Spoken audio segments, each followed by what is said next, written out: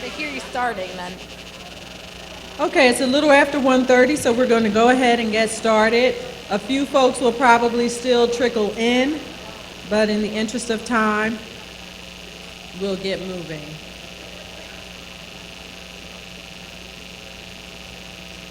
My name is Sherry Wilson, and I am from the State Ethics Commission, and our office is in Trenton at 28 West State Street. We have a small group of employees. Many folks think we're a large agency, but we're not. There are only 11 of us. We have our acting executive director, Mark Holmes. I am the ethics training officer, and we have an ethics compliance officer. The ethics compliance officer comes out and meets with the ethics liaison officers in the field to ensure that the agency is in compliance with the ethics rules. Then we have 3 investigators who work on our cases. They investigate the complaints that come in. They may interview the witness, the target of the investigation, search computers, do whatever it is they need to do to substantiate the claim or not. Then we have our wonderful support staff and our savior, who is our IT person. We have jurisdiction over the entire executive branch of state government. That's over 100 departments, agencies, boards, commissions, authorities, colleges, universities. So we can't do this job alone. We have ethics liaison officers in every department, at every college, to assist us. And many of them wear numerous hats within their agency. And ethics is just one responsibility, so they're usually very busy. So we're very grateful for the work they do. Your ethics liaison officer is Kelly Schluscherfeld, and we thank her for arranging this training. If you're not familiar with Kelly, she's here in the front row. You can say hi to her later. And our big takeaway today really is to contact Kelly if you have questions. We do send you to your ELO first. Why? Because your ELO has an expertise within your university and ethics. So we send you there first because sometimes a situation can get gray. The rules seem black or white when you look at them online, when you read them, but when you're actually in a situation, it can be confusing. So you want to reach out to Kelly and ask her whatever questions you need to ask her. We also train our ELOs 4 times a year. Why? Because these rules have many nuances, and we want to make sure that they have a full understanding of the rules as well. And the SEC is always available to answer questions. Our contact information is at the end of the presentation, as well as Kelly's. So where are all these rules we'll talk about during the training? In the Conflicts of Interest Law and the Uniform Ethics Code. They both apply to all state officials who are in the executive branch of state government. And then any agency that has a supplemental code, the supplemental code always makes the rules more stringent, not less stringent. And you do have a supplemental code, and your supplemental code deals specifically with faculty or staff involvement with commercial enterprise contracts. So please, if you're involved with those types of contracts with Kane, you want to make sure that you review your supplemental code. We won't get into that in detail today, but you are responsible for understanding that if you are involved with those types of contracts. This training is required every 3 years. Why? Why is it so important to know the rules? When I talk about why it's important to know the rules, I tell the story of a man named Jan Flatto. And other than Kelly and a few folks that may have attended this morning's session, does anyone know who Jan Flatto is? Maybe you'll remember from the media coverage when I tell the story. Jan was a guy down in Florida, and he was at the casino playing the slots. He was putting in $50 in the machine each time, but he wasn't having any luck. Jan had a lady friend with him, 30 years his younger, and that's fine, I'm not judging. But he says to her, "Why don't you push the button for good luck?" And what happened? They hit big, right? They watched the surveillance tape. They saw that she pushed the button.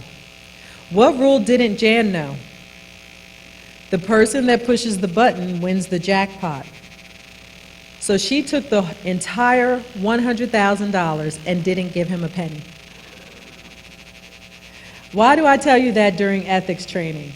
Well, the first thing is that that's your tip for the day. Push the button yourself when you go to the slots. The other reason is that Jan learned the rules the hard way. That was a really tough $100,000 to give up, I'm sure. I don't want you to learn the rules the hard way. That's why we require this training every 3 years and the briefing in the off years.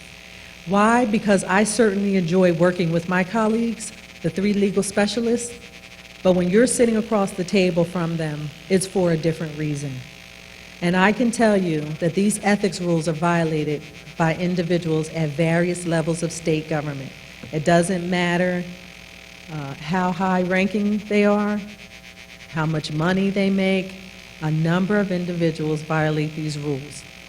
So we get out, we try to do the trainings and equip you with the information you need to understand the rules, or if nothing else, to just be aware and to know to ask the right questions.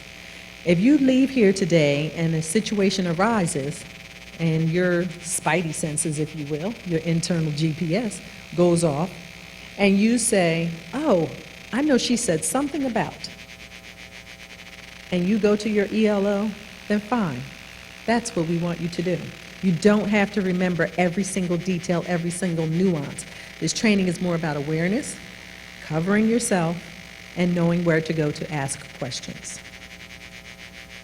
So let's get started. Scholarly capacity. There are some special and different ethics standards when it comes to employees who are acting in their scholarly capacity. So the scholarly capacity exception is going to allow state officials who operate in a scholarly capacity to accept some things that other employees are not permitted to accept. This is the definition of scholarly capacity. So if you are involved in an activity involving pedagogy, academic, artistic, educational, scholarly endeavors, and it's performed in your scholarly capacity for your institution of higher learning, then these special rules do apply. Employees acting in a scholarly capacity, for example, can accept honoraria. I get the question when I'm out in other agencies, non-college environments, where individuals ask if they can accept an honorarium, and the answer is no, okay? But for you all, if you're acting in your scholarly capacity on behalf of your university, then you are allowed to accept honoraria and other things of value as long as you do meet the requirements.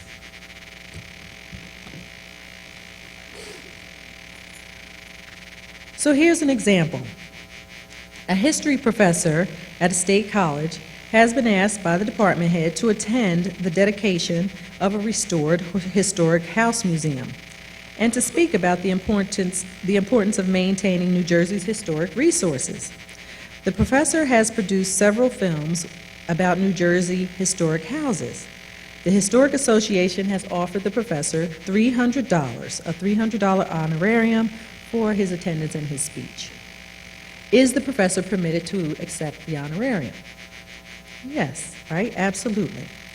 So that is an example. Why? Because he's there doing a presentation regarding his own intellectual property, and that is what you're looking for.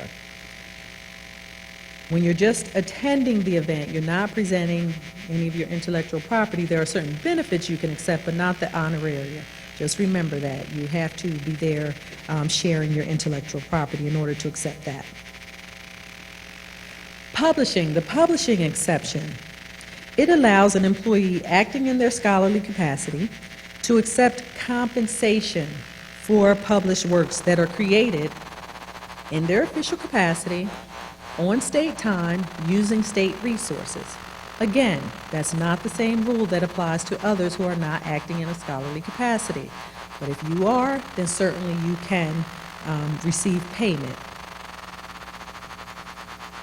However, if you assign your text, for example, to students in a class where you teach, you are not permitted to keep the royalties, right? So you would need to donate those to Kane or to a nonprofit institution. What if someone in another course uses your text? It's perfectly fine for you to accept the royalties from those sales.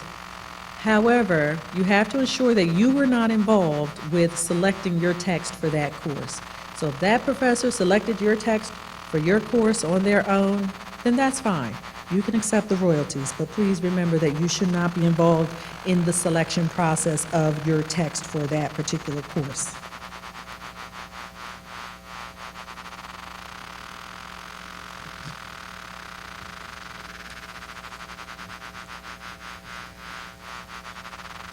So when you're attending a conference in your scholarly capacity, you can accept certain benefits. That could be travel, meals, registration fee, even some entertainment is allowed. So let's discuss another example. A professor at a state law school who has published extensively in the field of constitutional law has been invited by a publisher of legal textbooks to attend a symposium and make a presentation on current trends in constitutional law. The publisher has offered to pay for the professor's transportation, hotel, and meals during the symposium. Can the professor accept that reimbursement? Yes, right? In their scholarly capacity. Well, in addition to offering to pay for the professor's transportation, hotel, and meals, the sponsor offered to pay for a golf retreat after the symposium. What do you think about that? Is the professor allowed to accept the golf outing? I hear a yes and I hear a no. Okay, and I know why that can be confusing because we did say that some allowable entertainment expenses are permitted, right? Well, those are entertainment expenses that are associated with the event, that are an integral part of the event. So entertainment that may be at the dinner that evening at the event, something like that. Not the collateral off-site golf outing, okay? So this particular golf outing would not be permitted, all right? But you can, you are allowed to accept the entertainment that is an integral part. So if you have questions, very fact-specific questions regarding what you're allowed to accept and what you're not allowed to accept, please just give your ELO a call. If she has additional questions, she can always call us and we will work through the issues with you. Remember, as a faculty member, you are required to complete the annual disclosure statement. So if you're accepting anything in your scholarly capacity, this is where you will report it. You're going to report the source of all of those expenses and what you have received and what the value is of that. How often? Annually. And when are they due? It depends on the university. For Kane, it's June 30th, all right? So you look back at all of your scholarly capacity activity for the academic year, not the calendar year, for the academic year, and you get that form in by June 30th.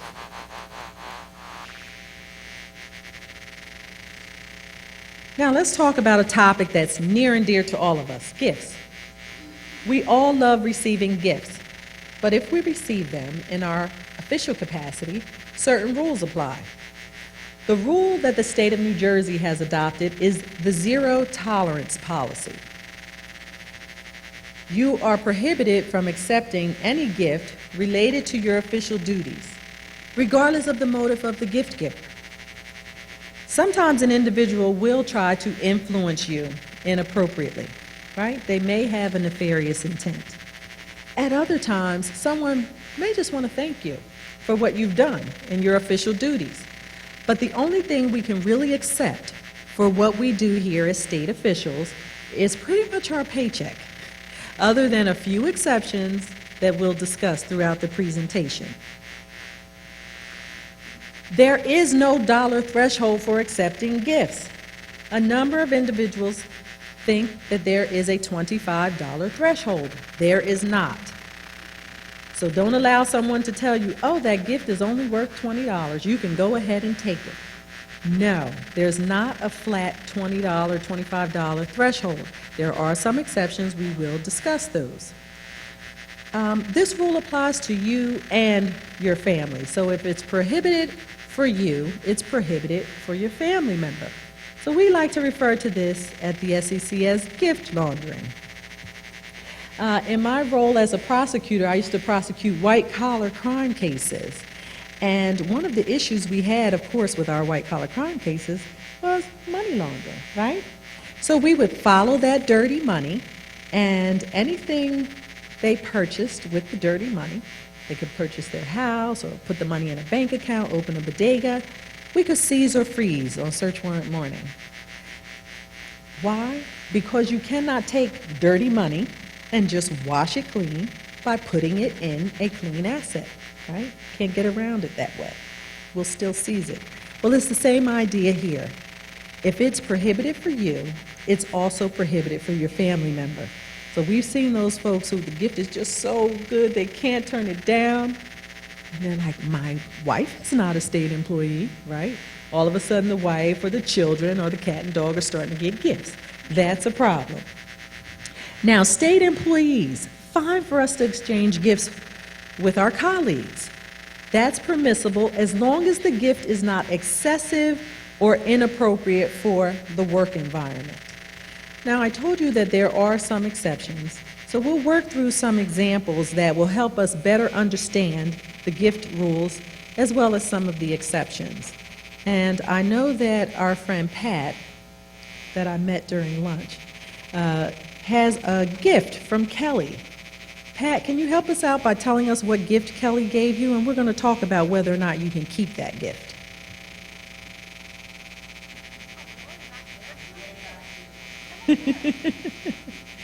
We have a microphone for you so everyone can hear you. Thank you, Pat, for your help. This is what That's you get right. for messing with me at lunch. You get a get out of ethics training free card. You can leave. You know I'm joking, right? I want you in compliance, Pat. So in my capacity as a faculty member, one of my students was so pleased with the work that I did in the class and the help that I gave her. She had a custom-made suit prepared for me. Purple. Since she went through the trouble of getting it customized, can't I just keep it? Even though it's purple. Chad, you would like that suit. So, can I keep it? Can he keep it? It's going to go to waste What do you if think? no one. It's custom made for me. Custom made for you. Show of hands, yes, he can keep it. Oh, come on. At least, No. Chad, put your hand up. I'll give it to you. What material? Seersucker. Linen. Thank you. Okay, thank you so much, Pat. Actually, that was a real example. Someone tried to give one of our transit bus drivers a custom-made men's purple suit. They said they guessed at the customization. And I'm all for guys branching out. Believe me, I finally got my husband out of wearing blue, black, gray all the time, right? But the whole suit, that's a bit much. But this guy obviously could not keep the suit. And the reason I put that in the training, that example, is because sometimes citizens will go through great lengths to thank you. It could be a student, it could be the parent of a student. Whomever it is, they may want to thank you.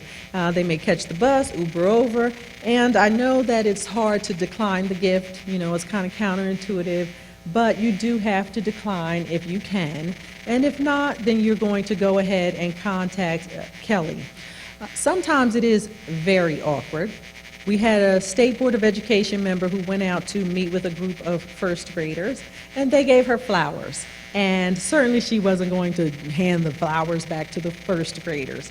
So she did contact her ELO, and the ELO handled that through the normal channels, which was through a donation. So thank you so much, Pat.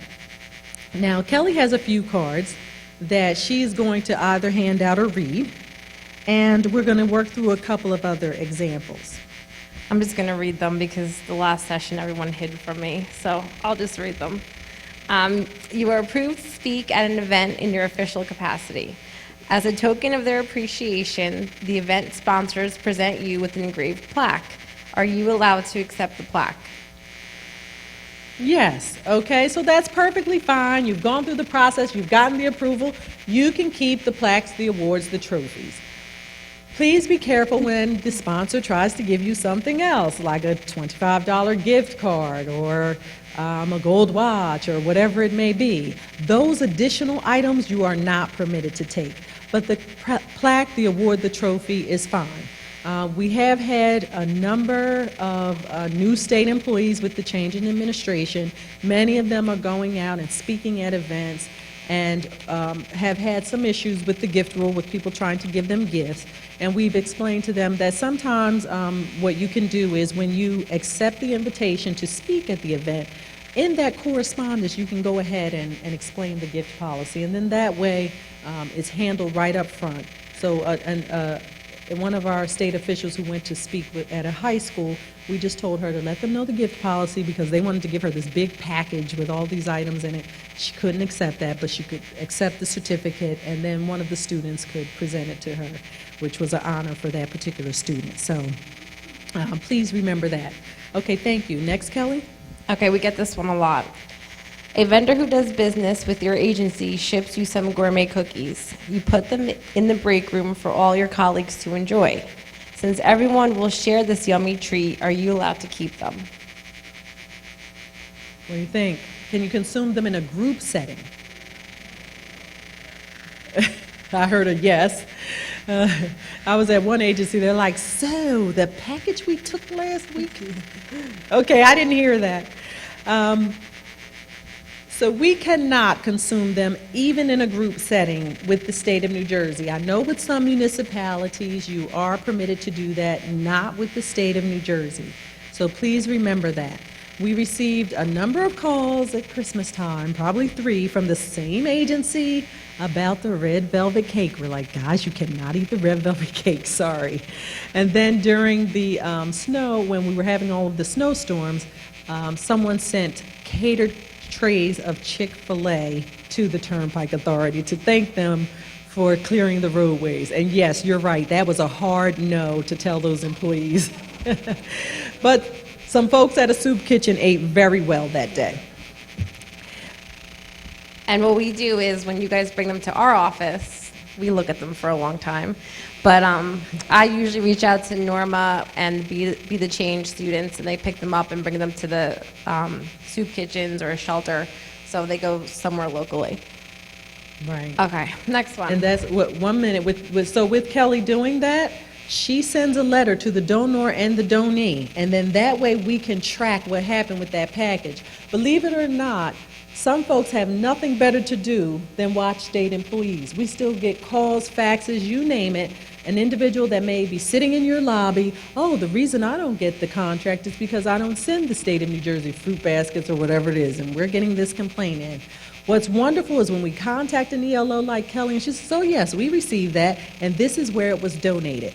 Why is that so important? Because if we open an investigation, and even if it's dismissed, the dismissal remains on our website. So if someone searches your name, that's just not the best scenario for you. So please remember, don't throw it away or go donate it yourself. Go through the proper channels like Kelly just explained to you. Okay, thank you. Next, Kelly. Oh, God. Okay, that one fell behind the stage, so we're not going to do that one. I forget what it says, so. You were working on a special project. Chinese delegates visit with you, your agency head, and the project team to learn more about your proposal. To thank you for your hospitality, the Chinese delegates offered the team 3 small Chinese decorative plates. Are you allowed to keep the plates?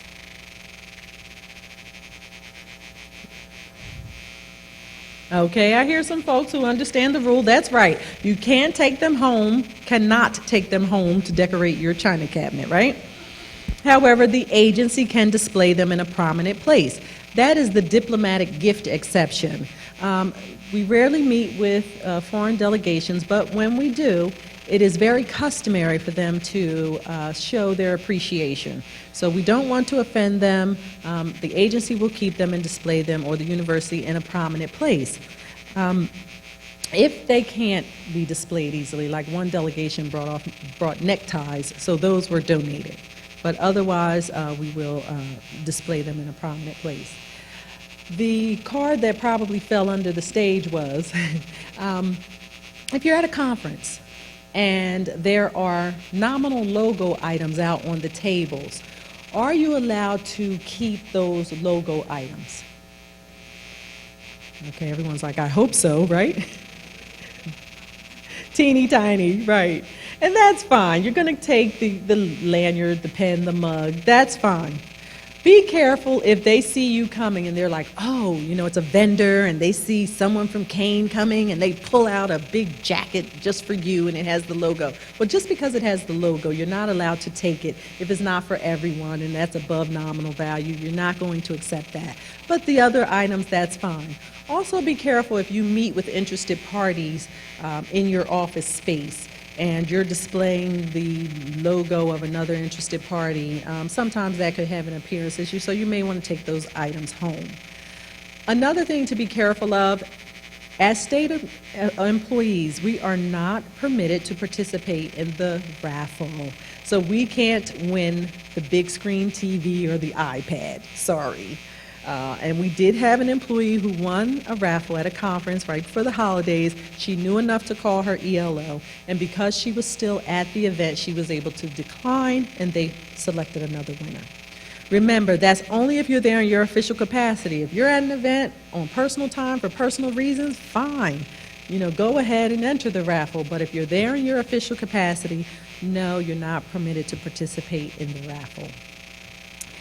The other example that we use in the training with respect to gifts is, say you have a vendor that you work with, and they have a side business doing landscaping. And they say, hey, they overhear you talking about your dreadful flower garden, and they say, hey, I have a landscaping business. I can come over and spruce up that flower garden for you, and don't worry about paying me. It's on me. Are you allowed to accept that service for free? Okay, no. So the point of that definition is that, of that example, is that services is included in the definition of gifts. We are not allowed to accept those services for free. Now, I'm awful at gardening, and I'd love for someone to come over and spruce up my flower garden. If I wanted that vendor to do so, as a state employee, what would I need to do? Pay, right. What if he says, and we get this sometimes, some people are very pushy, oh, you state employees and all your rules. I'll do it, but for a 20% discount. Are we allowed to accept the discount? Okay, I see no, yes. All right, so that's a loaded question. It depends, right? If it's a statewide offer to all state employees, a discount offered to all state employees, you can accept it, all right? But not the discount that's offered especially for you at Kane University. The other thing is that if it's offered to all customers of the business, everyone that books before July 1st gets a 20% discount, then you're certainly permitted to take advantage of it as well, right? So those are just some examples. This is the definition of gifts, things of value, right? Tangible or intangible. So gone are the days where folks are showing up with a suitcase full of money to influence state employees. They kind of know we understand what's going on when they do things like that. But they'll try other things, like forgiveness of a loan or interest. The former DA in Philadelphia, if you followed that story, one of the things he was accused of taking was free rent for 1 year for his now ex-wife. Now, I don't know about you, but free rent or mortgage for 1 year, isn't that a thing of value, right? So it counts whether you can put your hands on it or not. So please be careful in your dealings. These are some exceptions. We've discussed some of these. Meeting snacks. If you are at an event, an interested party is hosting the event, it's fine for you to accept meeting snacks. This is what we all know as what? The bagel rule, right? It's fine for you to take the water, coffee, tea, donuts, that type of thing. As soon as you add meat and cheese, it's more of a meal. You're not allowed to accept that. So we had some state employees who accepted sandwiches and water. They had to reimburse for the sandwiches, okay? So what is it? We have to draw a line somewhere. So the state of New Jersey came up with the zero tolerance policy as a broad line rule, and then just there are a few exceptions. And we do get some folks that say, you know, this is ridiculous. I can't be influenced by a box of cookies or whatever it is. Remember, the stories you see in the media where individuals take these lavish gifts, it doesn't start there, right? They start small. They see if they can open the door and if you accept. And they're like, oh, okay, I'll try this, I'll try that, and it gets a little larger and a little larger. Until then, you're in too deep, right? So we've had some new officials that have come in, and when we do that, when we decline gifts, remember, Kelly sends that letter. One of our new directors didn't want to send a letter to the vendor. And what I explained to them is that it's important because it protects you. Because what's going to happen is that vendor will think that you just accepted the gift, right? And then when they send it to another director in another department as a welcome package, right? And that director says, oh, no, we can't accept those. They're going to look like, oh, the one over here was okay with accepting the gifts, right? So then it's going to look inappropriate even though you declined it, right? You may have had it donated, but the letter has to go to the donor as well, explaining to them that you did not accept it. And our rules, we don't let vendors wine and dine state employees.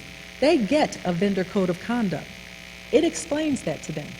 Not even in legal jargon. It says very plainly, you are not permitted to wine and dine state employees. However, some of them still do try it, okay? So please be careful with that as well. Remember, with scholarly capacity, there are certain exceptions that apply if you are in fact acting in a scholarly capacity and you can accept those gifts that others cannot. Out-of-state travel. If you're traveling out of state and you're approved to attend the event and the sponsor is allowed to pay for your attendance, registration fee, meals, whatever it is, the cap on it is $500. And if you know that doesn't go far, right, if you're traveling out of state, if they're trying to pay for your hotel registration fee, airfare. So hopefully it meets one of the exceptions that are listed here, nonprofit or the federal government, the government of another state. So say Texas says, oh, we see some great things you are doing with your employees over there at Kane. Can you send someone to one of our state universities to explain that program to our staff? Then, because Texas is the government of another state, you can actually accept, if the reimbursement is $1,300 per person, that's fine, okay? But if it does not meet one of the exceptions, either Kane or the employee would have to pay for the amount over the $500. Business meals, there's no such thing as a free lunch. Please pay for your meals and keep your receipt. The issue we see with state employees is that they don't keep the receipts. That is your proof. Much of this training is CYA. Cover yourself. If an issue arises, you have proof that you paid. We had some state employees that accepted a meal. The meal sponsor expensed it. A complaint was made to the Ethics Commission, and when we said, state employees, did you pay? Oh yeah, we paid. Where's your receipt? They had no proof. So then they were fined. That became an expensive meal. Please, if it's a debit or credit card transaction, that's easy to get back to proof. If it's a hard copy receipt, just find a way of keeping track of it, scanning it, or whatever it may be. You know, in a training just a few weeks ago, I had a guy giving me a hard time about, oh, these rules, and there was a person in the training who said, you know, this actually happened to me. She said, I was at a meeting, and lunch was provided. An interested party picked up the tab. She said, I went in the back and wrote a check and paid for my meal. She received a receipt and she kept it in her purse. Within a week, someone complained to her agency that she was improperly influenced with the vote she casted that day. And why? Because the interested party paid for the meal. And she said, no, I did not accept that meal, and she had her proof. But you never know who's paying attention or who's watching. So please be sure that you cover yourself by keeping track of your receipts. We've gone over most of this. Decline when possible. There's an exception for diplomatic gifts. Turn everything into Kelly, and there's no exception for perishable items. With respect to attendance at events, these rules can get very confusing. Well, is it a legitimate university purpose? Who's the sponsor? Why are you there? Do you have permission to attend? The great thing is you're not going to have to figure all of that out. Your responsibility is to get your attendance at events form in if it meets certain threshold standards. So all of these things can be an event, but when is it an event for ethics purposes? If you answer yes to these three questions. Does it take place away from the work location? Is it sponsored or even co-sponsored by a non-state government source? Is the invitation related to your official duties? If you answer yes, yes, yes, you don't have to figure out what you can accept and all of that. Kelly will figure that out. But please help her out by completing your form on time and thoroughly. They, again, are very busy. We've had some folks in the car on the way to the event trying to get approval to attend. Some of her forms have to actually come over to the SEC for approval as well. So please get them in on time and answer all the questions, attach the necessary documentation, and then she can determine, if you can attend, first of all. And if you can attend, she'll answer the question everybody wants to know. When I get there, can I eat the meal, right? So it depends on who's sponsoring the event. Is it an interested party? And these are all considered interested parties to CANE. If they're regulated by CANE, supply goods or services, grant or grantee, those types of things. Pretty much anyone doing business with the agency. And as I said, we're not going to allow interested parties to wine and dine our employees. So if it is an interested party sponsoring the event, either you will pay or CANE will pay, okay? And again, this is not in scholarly capacity. So if it's a faculty member who's attending and you're not attending in a scholarly capacity, then these rules apply to you, and it also applies to everyone else attending an event. Either you will pay or CANE will pay if an interested party is hosting. However, if you're there and you're speaking, you're sharing some information about whatever topic, then fine. They can pay for your meals, refreshment, hotel, whatever it is, even out-of-state travel. What you can never accept are collateral benefits, okay? So we talked earlier about a golf outing. That's a collateral benefit. If any of you live in Mercer County, you read a lot about free golf outings recently in our newspaper. And those were county employees accepting all these free golf outings. But free golf outings. There were some folks with the city of Philadelphia. They went to a conference. After the conference, they went to a free Phillies game, right, that the event sponsor gave them. Well, cell phones are all over. Someone took a picture. Where did it wind up? The front page of the Philadelphia Inquirer, right? Please be careful. Just if it's collateral to the event, pay. We had some state employees who went to a meeting at the Sports and Exposition Authority. That was fine, but they wanted to attend the football game in the box after. That's collateral. All right, you have to pay for that. If it's not an interested party, the sponsor is not doing business with CANE in any way. We see this often with like a nonprofit or a church who wants to honor you for something you do at work. Well, it's related to your official duties because they're honoring you for what you do here at CANE. So you do have to fill out the attendance form. However, Kelly will say yes, and yes, you can accept all the benefits. They can pay for your registration, meals, hotel, entertainment. It's fine because they're not an interested party. But please remember that you can never accept the collateral benefits under any circumstances. Please remember that you are not permitted to use your official title for fundraising purposes. So an event sponsor, when they send out all their materials for a fundraiser, they can use your name, but not your official state title. They can refer to you as the Honorable or just use your name, but not your title for fundraising purposes. We're not allowed to help agencies raise money using our official state title. When you get to the event, a number of employees ask this, well, when I get to the event, they're going to say who I am. That's fine. When they introduce you, they can use your state title. If they have a program and they have your biographical sketch, perfectly fine for them to put your official state title because all of the fundraising is done at that point. So we're not concerned once you arrive at the event. But in the initial mailings, we don't want them using your state title in order to raise funds. Political activity, perfectly fine. You can work on a campaign, hand out flyers, make calls on behalf of your candidate. The key is, though, please do not use state time or resources, right? We don't want to see the flyers on Kane's copy machine. Also, if you're attending during official work hours, then please take leave time. We have a number of state employees who run for elected office. That is fine. You can run for town mayor or whatever it is, as long as it doesn't conflict with your official duties. You do have to notify your ELO.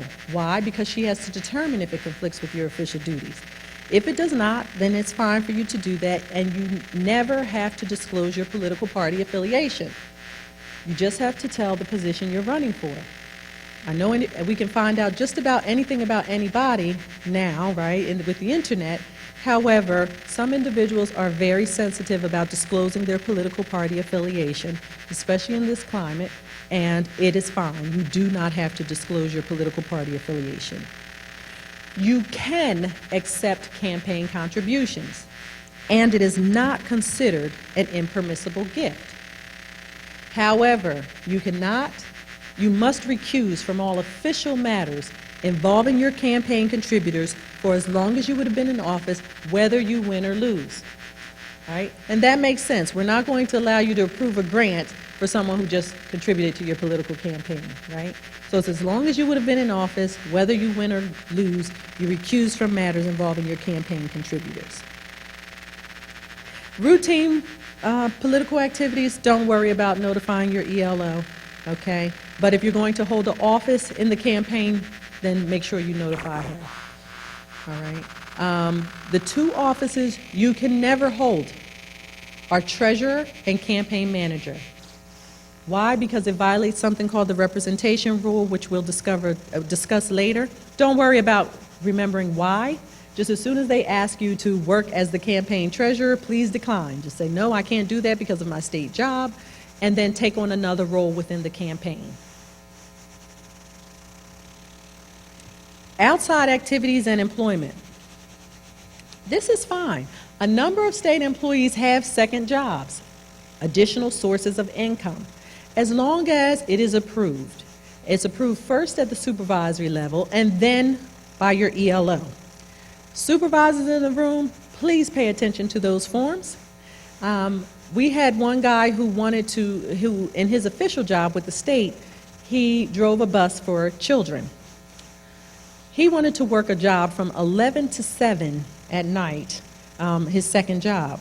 No, right? That would have been so unsafe for those children. So the manager picked it up and did not approve that outside employment. So please, you are the first line of defense with respect to that. Supervisors, review those forms. We don't manage Kane. You do, all right? So if your staff wants to leave work at 5 to get to their second job and their shift ends later than 5, well, that's up to you if you want to adjust their hours. We don't get involved with that. Your ELO will review it, though, for ethics issues. And if she declines it, you have 60 days to appeal it to the SEC, and we will review it for ethics issues. There have been times that the SEC has made a different determination and said, no, we don't see the ethics issue here. This employee can work this job. It's fine. All right, so it's up to you. If you are declined the opportunity to work or be involved in an outside activity, you can certainly appeal that to the SEC. How often do you have to fill out your outside activity questionnaire?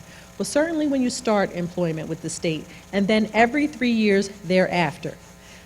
Every time your ELO requests it, please just fill it out and get it in. But what's important, and when state employees get into trouble, is when they don't update it when necessary. So it's not the 3-year mark, but you want to start a job at Macy's or you want to start your own business. Then you need to fill out the form before the first day you start work or before you start transacting business in your own company. We don't keep track of you. She only knows if you tell us or if one of your colleagues give us a call, which is how we get many of our complaints. For faculty or staff involved in commercial enterprises, contracts with Kane, please review the supplemental code and contact Kelly if you have questions with respect to that. 2 things to remember when you have outside employment. Do not contact or contract with the state on behalf of your outside employer. As soon as your outside employer says, oh, can you reach out to whatever department of the state? Halt. Please don't do it before you contact your ELO. Why? Because in the first point here, it says, in general, you may not represent an outside employer before any state agency. The easiest way for me to explain this is, for some individuals, they prepare tax returns in their second job. That's fine as long as your ELO approves it. But what happens when that tax return goes over to the Division of Taxation and it's audited? Who is the client going to go to? The person that prepared the return, right? Well, if that person is a state employee, that state employee cannot represent that client before the Division of Taxation. They can't call, they can't go to a hearing, they can't email and explain why they can take the deduction. That is not permitted. Someone else would have to make that contact for that client, not you. You can't be the face to represent that client. The second point there, in general, you may not contract with or sell goods, services, or materials to any state agency. We see this frequently with individuals who have their own business. So they have goods or services, and they realize that a state agency can use those, right? They'll see maybe a bid out there for it, and they want to respond. You are not permitted to enter a contract with a state agency without approval. So there are exceptions, but even the exceptions, if the contract is over $25, you must get approval from the SEC. At the last meeting of the SEC, I prepared a memo and submitted it to the SEC on behalf of a state employee. Okay, that's what I do when I'm not training, reviewing all of these things, these requests that come into the office.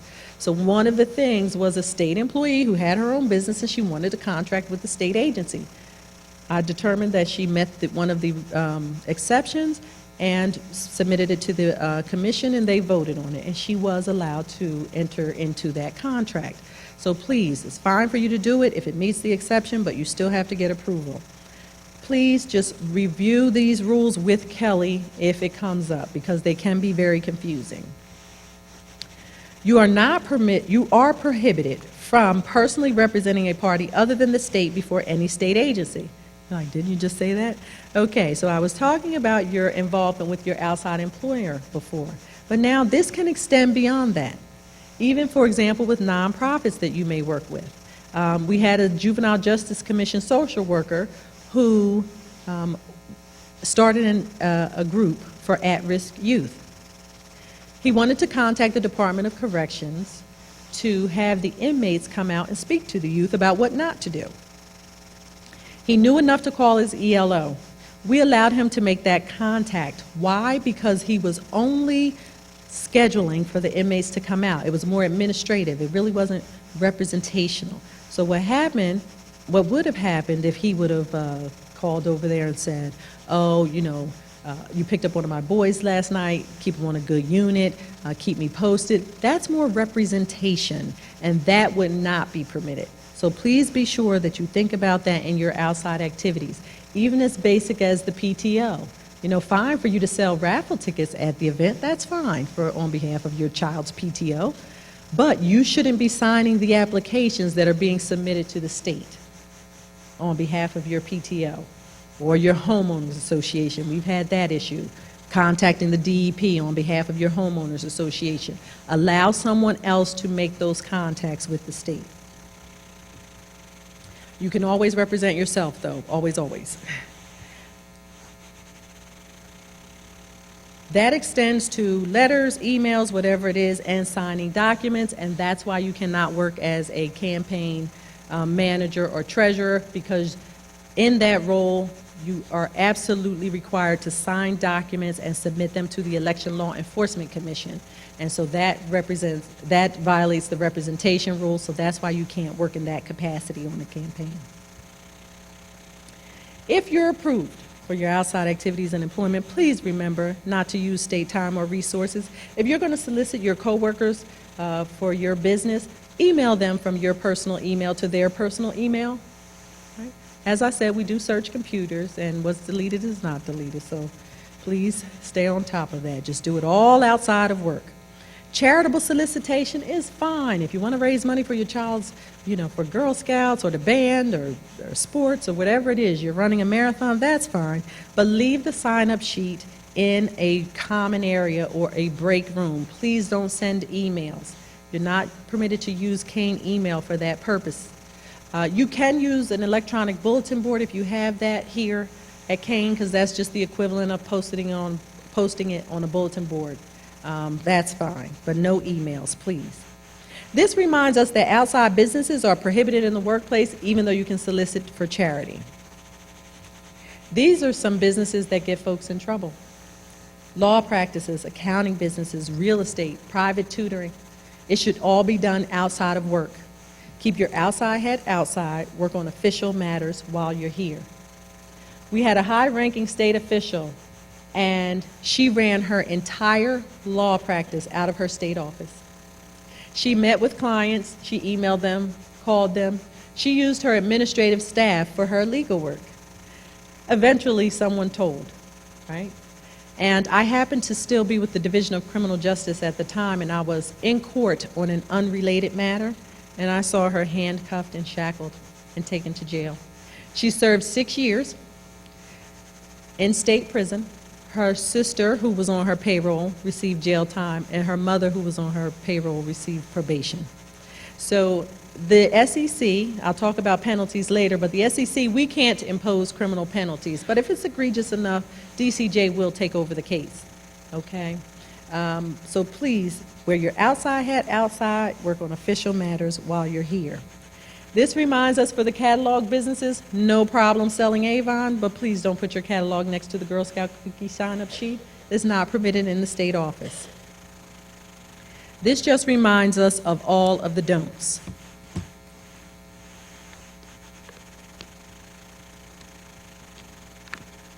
The next topic is recusal.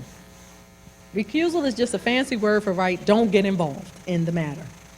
Why? Because it's a conflict of interest, or it could be an appearance of a conflict of interest. And the appearance of a conflict of interest is just as important as an actual conflict of interest. And sometimes it'll seem like your ELO is the Grinch that stole Christmas. She's saying no to things, or she's saying yes, you have to recuse, and you think it's overkill. But sometimes it's the appearance issue, and she sees it. She sees the broader issues. So to demonstrate the concept of an appearance of a conflict of interest, I am going to show you a video. Please pay attention from the beginning. It's a brief video. Pay attention from the beginning because it is a test.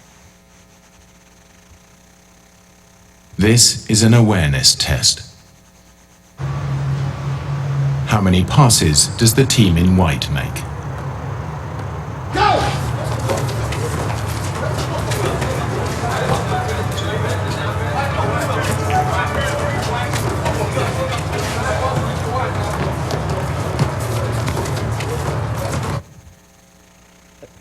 How many did you see?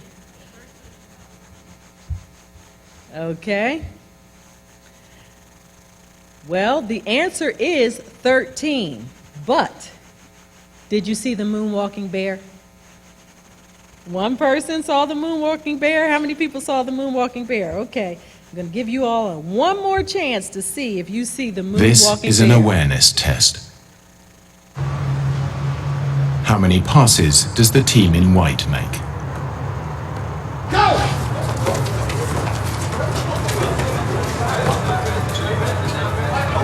There he is.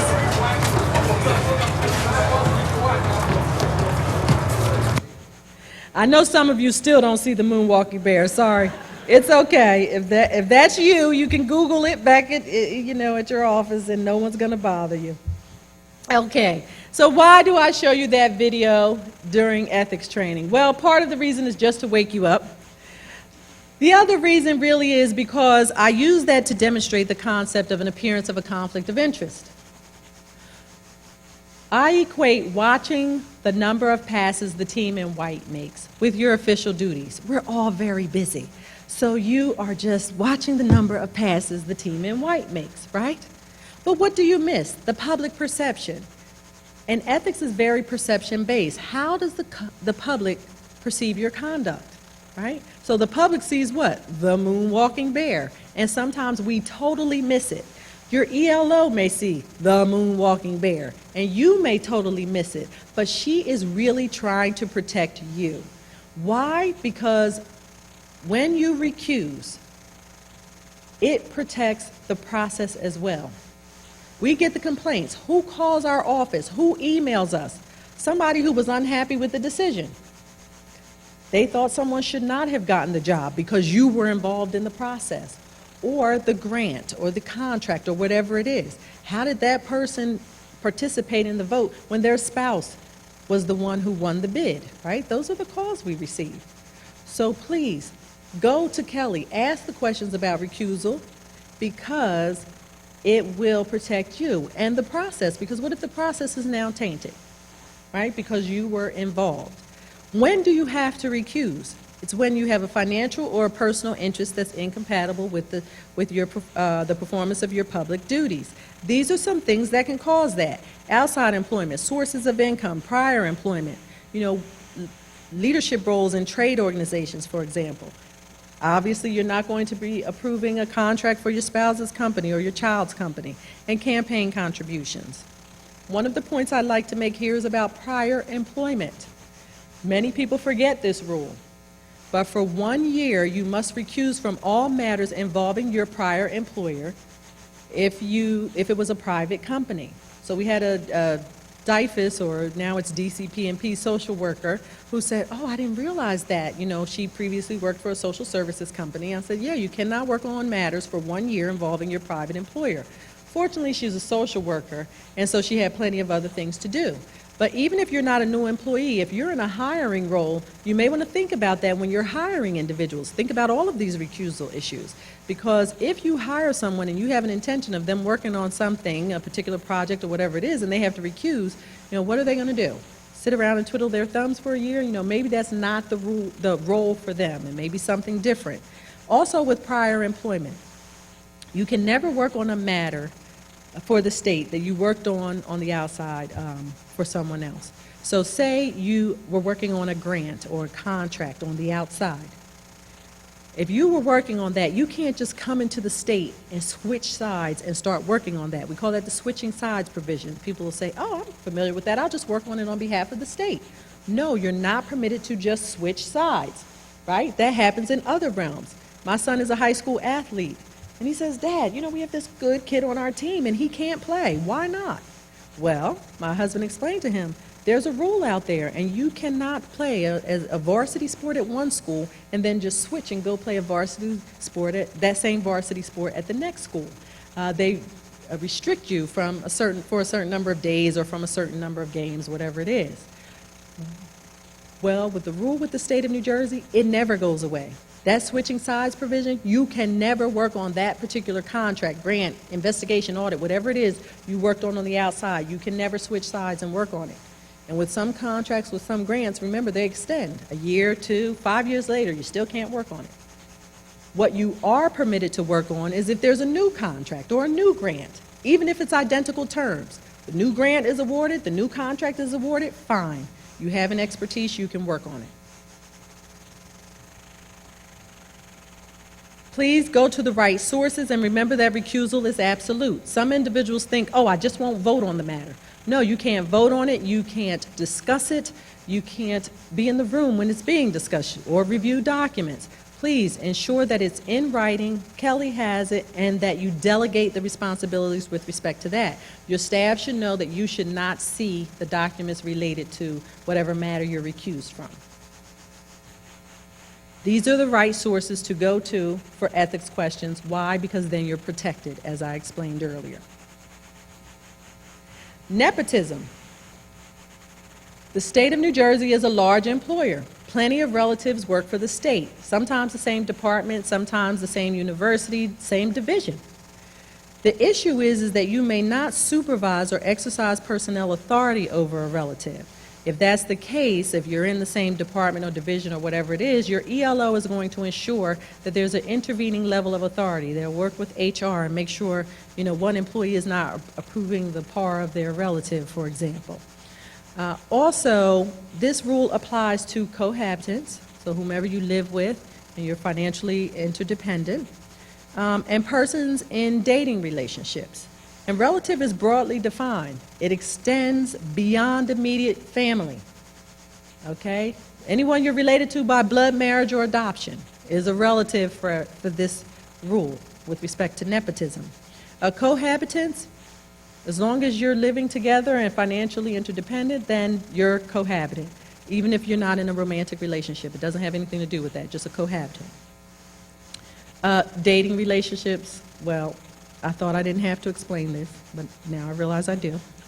Why? Because I had an ELO who had an issue with an employee. And she says,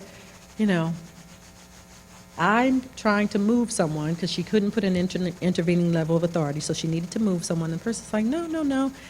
And I said, okay, well, what's going on? Well, it was a supervisor-subordinate relationship, extramarital affair. And the supervisor said, no, you don't have to move her. It wasn't a dating relationship, right? We're all adults. It wasn't a dating relationship. It was just relations, right? So I said, did he really part his lips to say that to you? Now I feel like I have to explain. Dating relationships includes dating, romantic relationships, friends with benefits. Whatever term you want to put on it, you're still not permitted to supervise that person. So we told him that might work with your wife, not the SEC. Confidential information. You cannot disclose or use information not generally available to the public except in connection with your official duties. Sometimes it's just interesting to talk about. Someone will see an article about Cain and then they'll say, oh, I saw that article. Do you know anything about? Even if you do have more information, if it's confidential, please do not share it. Please don't provide an advantage to someone. You know that an RFP is going out, you have a friend that has that type of business, you give them the specs early, what happens? They can get their bid ready sooner, and maybe it looks better. Please allow them to find out when everyone else does. You have access to official files here, databases that came for your official duties here, not for personal reasons. We had a guy at Motor Vehicles. He worked for DMV, he's going out to the bar to try to pick up women. When they declined his advances, what do you think he did? Wrote down their license plate numbers and went back to work and looked them up. One of his colleagues fortunately told, and he was terminated because that was creepy, right? Terminated. So please, you have access to this information for official duties only. You must not use your official position to secure unwarranted privileges, benefits, or advantages for yourself, your family member, or your friends. Remember, allow everything to go through its normal course. Don't pull out your ID or your badge during a traffic stop. If someone has an application in, let it go through. Don't jump into the grant process or whatever it is on behalf of someone else. Just allow it to go through the process. So in order to demonstrate this concept, I'm going to show you a portion of this video, not the entire video, and then we'll discuss it.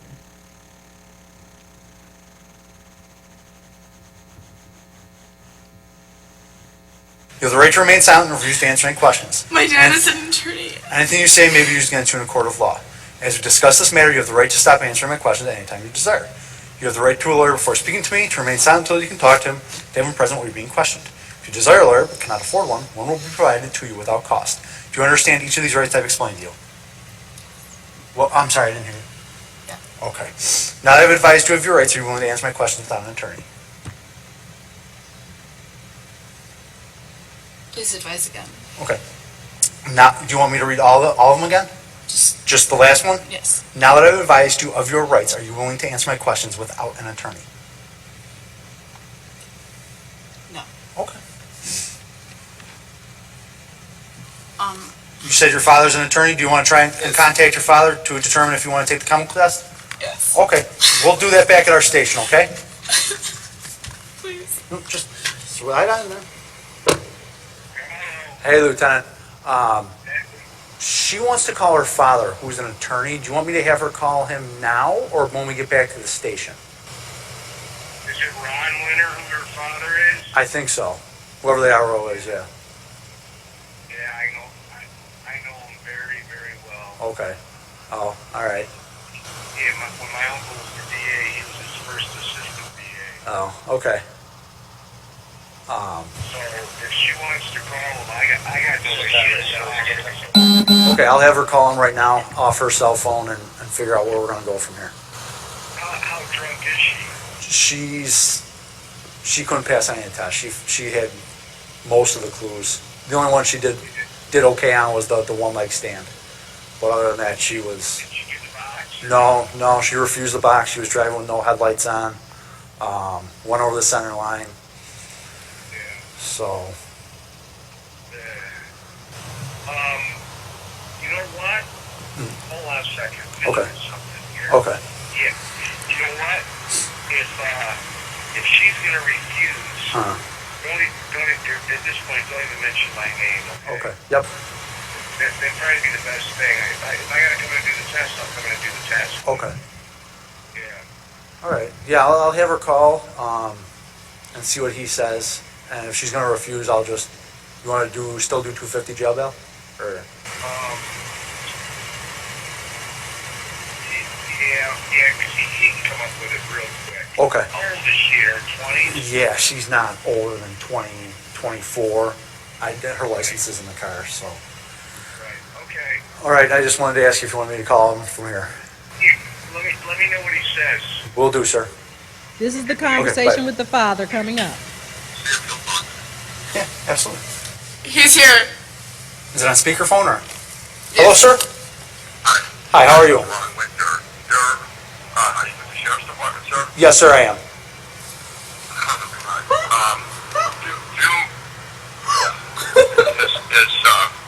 Has Rachel been arrested?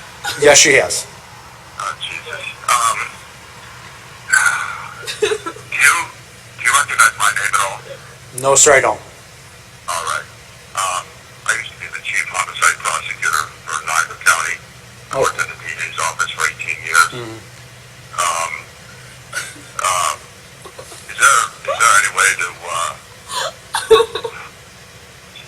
Is there any way to not have this happen? All right. Yeah, right?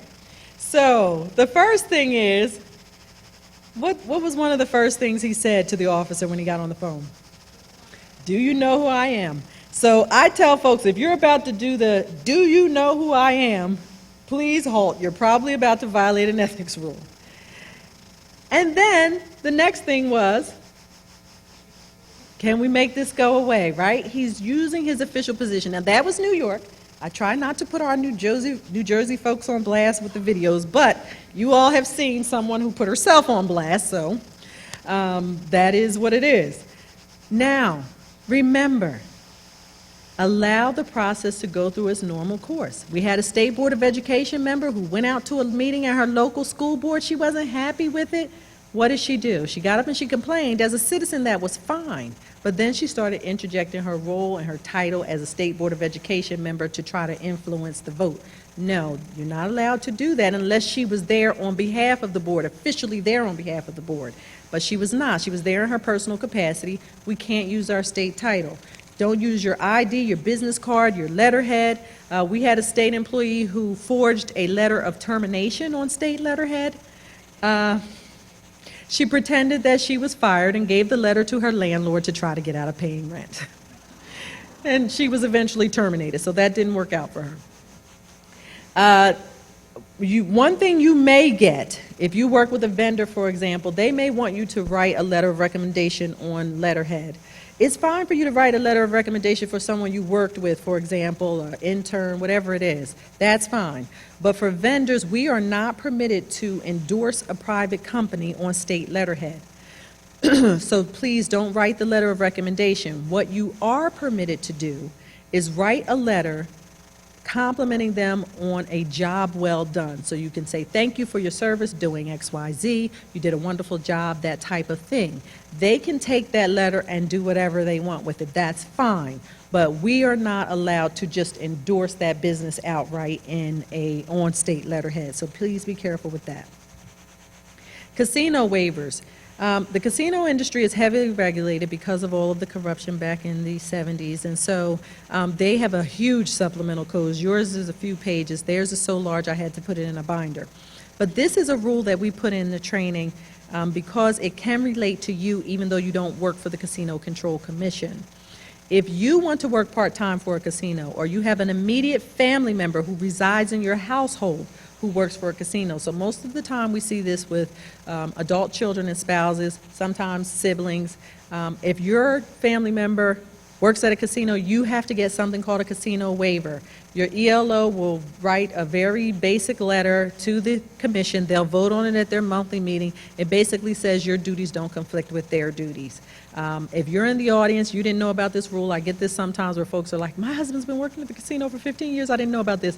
It's fine. Just let us know. We'll get the letter before the commission, and we'll work out that whole process, and it'll be fine for you.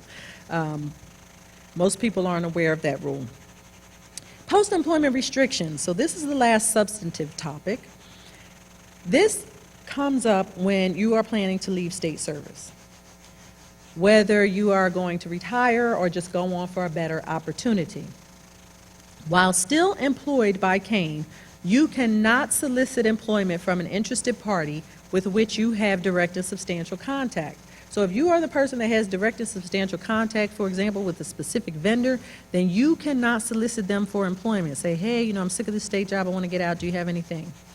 But if the interested party solicits you, they say, hey, we see that you're a great employee, we want you to come over and run our XYZ department, then fine. You can go ahead and engage in employment negotiations, but you do have to report that to your supervisor and your ELO. Why? Because the work has to be reassigned while you're in employment negotiations. You have to recuse from matters involving that vendor. This does get tricky. So talk to your ELO first to make sure that the rule does apply in that particular situation, because sometimes you'll think you have some direct and substantial contact, but maybe not. We have some factors that we give the ELO for them to look at to consider whether you have direct and substantial contact. It's not whether your colleague down the hall deals with them. You have to have direct and substantial contact. And even for your subordinates, sometimes if your subordinates are dealing with matters and you're not directly and substantially involved, you may not have to report it. Okay, it all depends on those specific factors that the ELO will go through with you. After leaving employment with Kane, certain rules still apply. The first thing is you can never disclose confidential information. The other thing is that switching sides provision that I talked about, working on a specific matter, that applies when you leave state service. So I had one employee at the Department of Health, she said, you mean to tell me I can't go work for a hospital? Many people go work for hospitals when they leave the Department of Health. I said, no, I'm not saying that. I don't mean that you can't go work for the hospital, but if you were working on a specific inspection of the hospital or an audit of the hospital, once you go to work for the hospital, you just can't work on that specific matter, that actual audit or investigation, whatever it is you were working on. We recently had an engineer, a former engineer with New Jersey Transit, and he contacted me because he's left state service, he retired, and now he wants to know with his consulting company what matters he can work on that still involve New Jersey Transit. So we really had to parse through all of the details and make a determination as to what he can do and what he's prohibited from doing. Before you leave state service, you'll get a letter about post-employment restrictions. Please review it, ask your ELO before you leave. Once you leave state service, you no longer have an ELO, so call the State Ethics Commission. We have no problem answering your questions. We will go back and forth with you. We'll ask for all of the facts and all of the information so that we give you the right answer. Remember, we'd rather give you the right answer than a quick answer. So a lot of times when we're asking additional questions, it's just that we need additional information to make a determination. The specific matter ban, the switching sides provision, sometimes it doesn't just apply to you, but it applies to the company you go to work for. That occurs a lot with law firms, accounting firms, engineering firms that are arranged as professional services corporations. So we had an employee who left an agency. She was an attorney, and she went to work on a matter. Who told?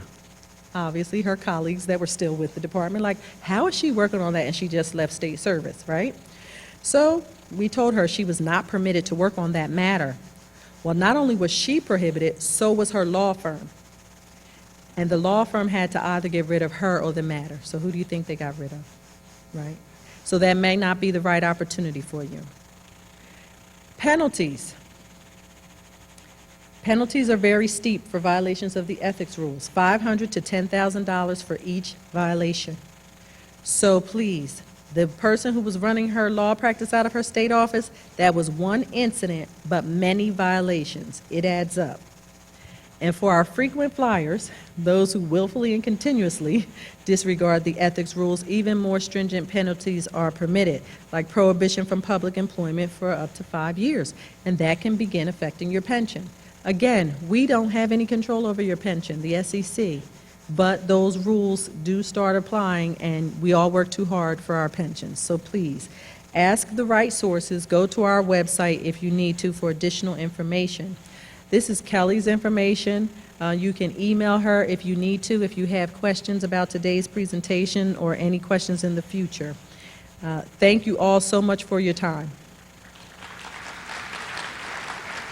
Thank you.